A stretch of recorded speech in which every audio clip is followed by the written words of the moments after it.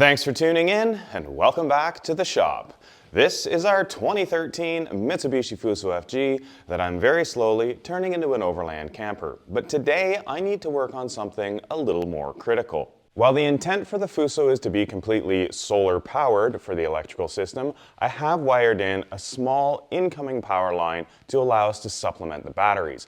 That also gives us the ability to hook in a generator. I don't intend to be hooking in a large generator, but something to be able to supplement us if we're not quite getting enough power from the solar. So a couple of years ago, I picked up this used Honda. Great little quiet generator, won't take up very much space in the truck when we're not using it, and also right now gives us the potential for backup power at home. And let me show you why that's getting critical now.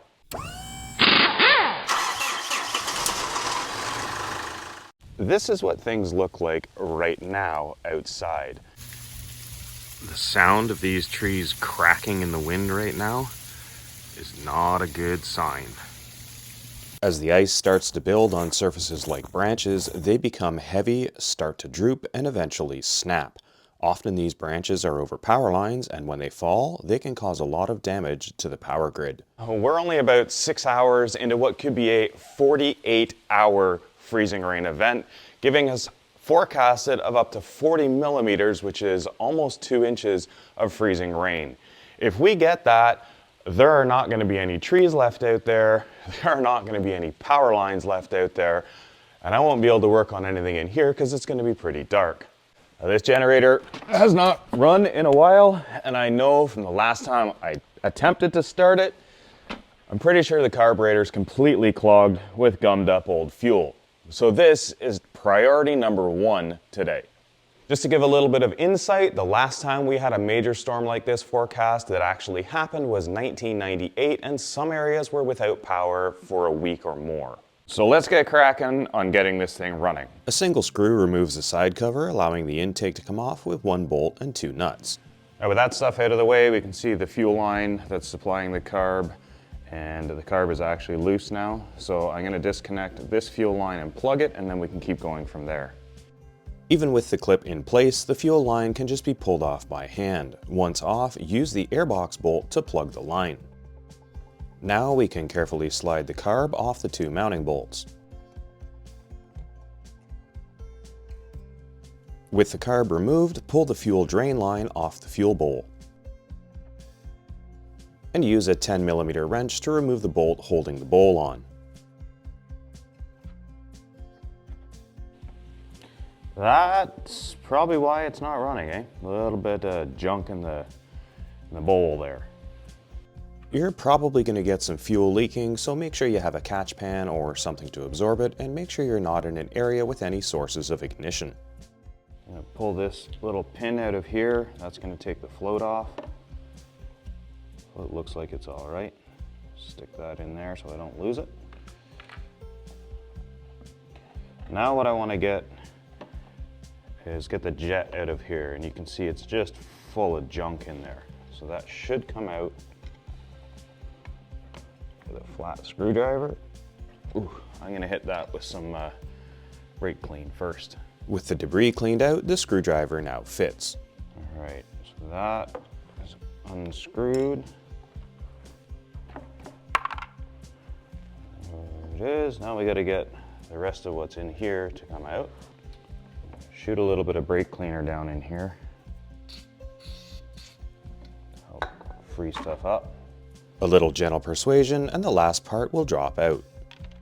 Once you get this last little part out of the carburetor, we need to clean all the tiny little holes in there. I don't know if the camera's going to focus on that or not, but those are where the fuel comes through and they're completely gunked up. Now the way to avoid that is run your generator out of fuel before you shut it off. So last time I ran this, I did not do that, so fuel was sitting in all these pieces and it just turned to gunk. To clean the gunk out of these teeny tiny little holes, I'm actually using a set of welding torch tip cleaners. I'll throw a link in the video description to something similar to this on Amazon.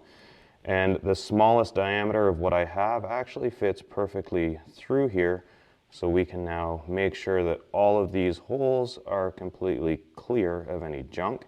And then I'll take a larger one and go all the way through it this way.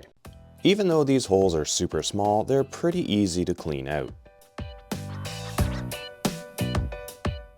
once you get those little holes cleared out, you need to do the same in the little tiny threaded plug that came out of the bottom. There's a tiny little hole that runs right through the center, and you need to clear that out as well. With the pieces cleared up, we're going to insert this tube first, and the skinny end goes up. Then there's a little washer, and then our threaded plug on the bottom. You want to make sure that when this one goes in, it seats all the way in before you start trying to jam everything else in. It should come up into the carb. I'm just going to give it a bit of a nudge. There we go. So inside here, I don't know if I can get it to where you can see that. Yeah, it's too dark in there, but you can just see the tip of it. You should just see it coming through. There it is, right there. All right, so with that in, next is our little spacer. You gotta make sure that that's flat, parallel surfaces, and we drop this one in. Make sure we thread this all the way down, snug. We've got the tip coming up inside the carburetor. So that's back in. Now we can reassemble the bowl. And if it seems like I'm rushing a bit, I am, because we've already had the power flicker a couple of times. I'd really like to get this done while I still have lights in here. The last few steps are to reinstall the float and clean the junk out of the bowl and the bowl drain. With everything clean, pop the bowl back on, reconnect the drain line, and then slide the carb onto its mounting bolts. Place the gasket on the carb, push the fuel line back on, and secure the fuel line into the little clip. Reinstall the airbox with the 2 nuts and 1 bolt. Place the air filter elements back in, reinstall the air box cover, and then the access cover.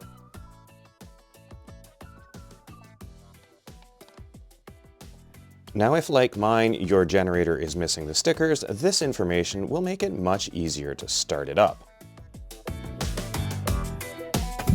I should probably go get some gas though.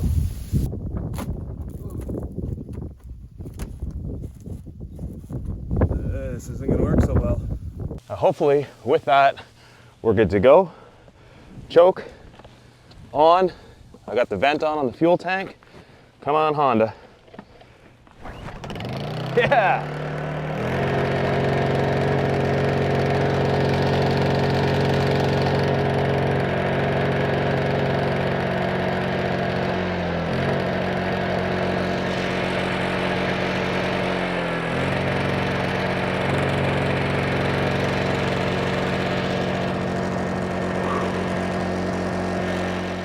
What a beauty little piece of engineering. Easy to fix and runs like a champ. And it gives you a little bit of peace of mind. Don't be like me. Don't wait until you need it. Do your generator service before you have an ice storm. I hope this helps somebody. Thanks for watching. We'll see you next time.